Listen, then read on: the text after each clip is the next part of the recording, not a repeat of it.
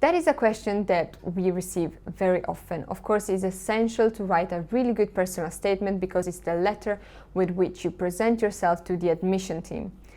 There are free advice that I want to share with you today to start considering how to write a personal statement, your motivational letter. So the first thing you should do is reflect on what are your interests and abilities.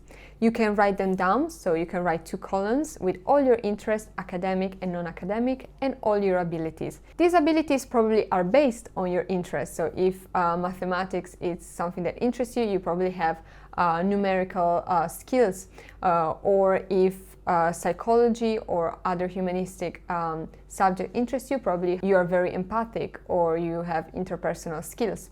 You can also ask your friends or your family to tell you what are your skills and what are the things that has interested you from your childhood. Once you have this list, you can proceed with the second advice, which is write what are your goals.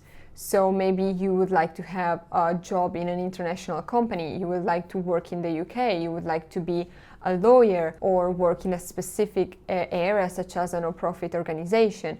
Try to be as specific as possible. And then as the third step, you should ask yourself, how can a UK degree help me to reach my goals? And also to giving me the chance to developing further my abilities and my interest in the area that I have highlighted and written before. Here you have something to start your personal statement with. And remember that the university wants to see your abilities, your skills, your interest, but also how they, with their degree, will be able to take you to your next step and to your next goal.